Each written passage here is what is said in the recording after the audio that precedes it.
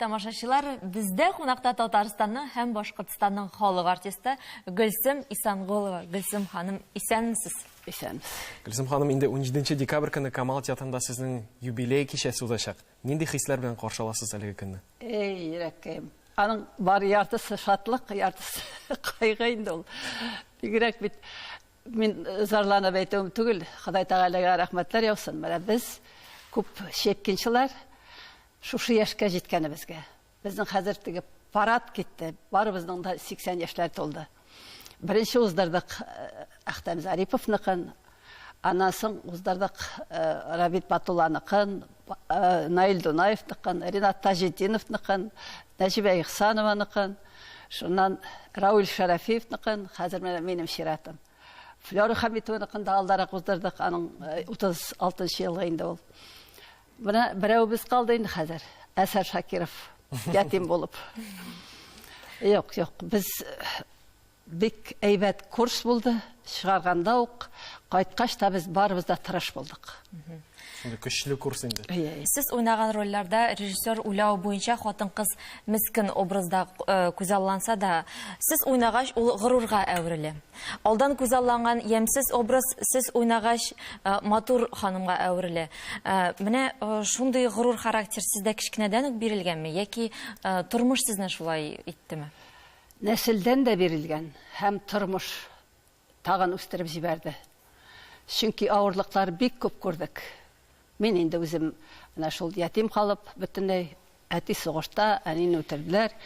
Шулай итеп балалар йортына килеп кердем инде, анда абыем минем чакырып алды. Миңа 10 яшь тулган иде. Мин әле ул вакытта хәреф тә танымыйм, укый да белмәйдем. Абыем менә төннәр буе минем белән утырып, миңа дәресләрне теге мәктәп буенча гына түгел, тормыштагы дәресләрне дә бирде.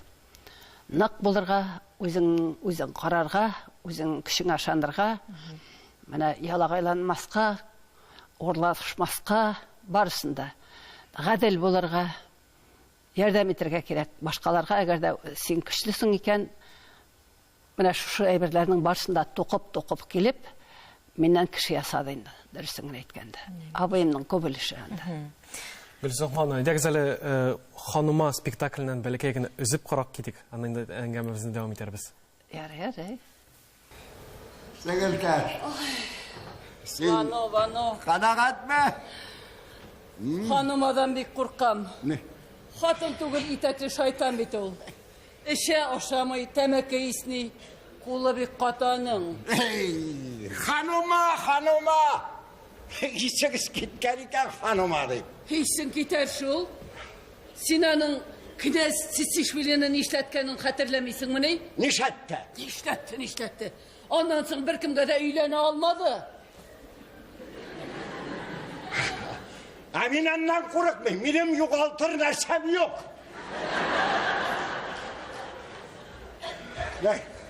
Әдәлсә, топ-тора утарына китте дирсең, ярыймы әйт. Нинди утар, утарың булса икән ичмасам, кемне алдап маташасың? Соң алайса әйт.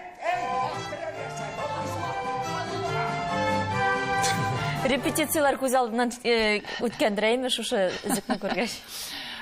Бу рәхәт спектакльләр, чөнки үзебезнекеләр белән уйныйсың, бер-берсен сүзендә яхшы беләсең, ни әйтергә теләгәнен күзенә карап торып та аңлыйсың. Гөлсем Сабировна, менә кайбер артистлар озак еллар буена роль көтеп яши. Сезнең шундый чорларыгыз булдымы? Юк. Шул булмасын өчен чыгып киттек без Фирдәүс Әхтәмов белән 60 яшыбызда. Чөнки үкчәгә басып киләләр шул хәтле яшь артисткалар бик күп. Менә Алсулар, Матигуллина, Рузияләр, алардан соң әле күпме кызлар киләләр. Һәр җирдә дә картларны сүгәләр. Ул фабрика булсынмы, ул завод булсынмы, ул театр булсынмы. Шуңа күрә бик тиз генә без тиз булмады инде, әлбәттә. Үкенмисезме соң шулай китәүегезгә? Юк. Мин театрдан аерылганым юк, һаман килеп җирим, чөнки минем туган тумачам юк, абыем Мәскәүдә яши. Гел театрда мин иртәдән алып кичкә хәтле яшьләр белән шаярып, Чөнки аларда теге үзләрен уңайсыз тотмасыннар дип, аннан соң спектакльләрнең репетицияларын карап утырам да, яшь иптәшләргә килеп әйтәм, менә монда бая бер җитешми, менә монда булай әйтсәң, Киңәшләрегезне биреп торасыз, әйме, чын остаз буларак. Я аңлашылды. Һәм менә шундый сорау хыялланган һәм уйналмый калган рольләрегез бармы? Ничек булмасын инде.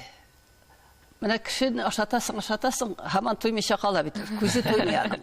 Шуның кебек безнең дә. Минем бик озактан, яшьтән үк Медея дигән пьесада уйнарга теләгем бар иде инде. Аны Прозат Нақиш булай әйтеп та караган иде инде. Ничектер тотына алмады. Әллә курыкты микән, белмим. Нәрсә була. Бәлки сәламәтлеге кушмагандыр. Шуннан соң Мәскәүдәге Малый театрда куеп йөри инде ул бер фамилиясын оныттым, режиссер.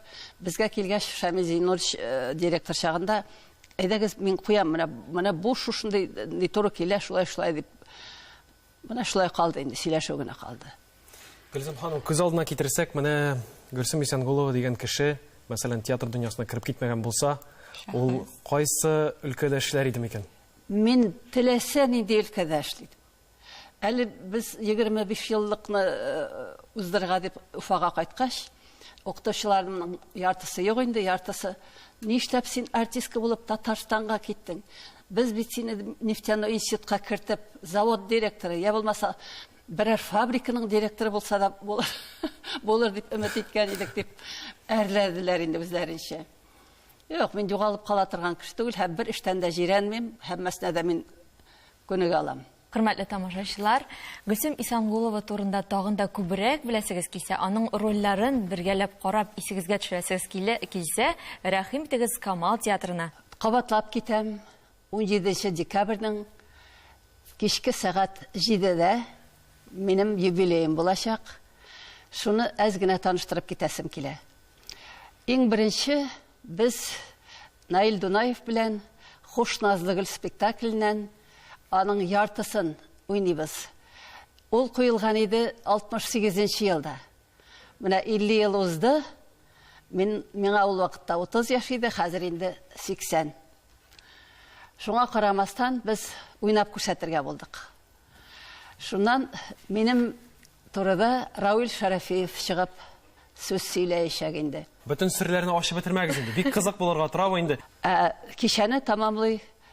Хәзер инде шактый танылган, чит илләрдә дә булгалыйлар алар. Казан бию ансамбле белән тамамлыйбыз. Димәк, искиткеч затлы, матур тамаша булачак. Инде халык тамашачы моны үз күзләре белән күрәс килсә, 17 декабрь көне Камал театрына рәхим итегез дип әйтеп калыйк. Рәхмәт сезгә. Гөлсем апа, сезнең белән очрашу бик күңелле булды. Сезгә алга табада нык сәламәтлек телибез һәм шушы матур олы юбилеегыз белән тәбриклибез. Рәхмәт. Сау булыгыз. Хөрмәтле тамашачылар, бездә кунакта Татарстанның һәм Башкортстанның халык артисты Гөлсем Исәнгулова булды.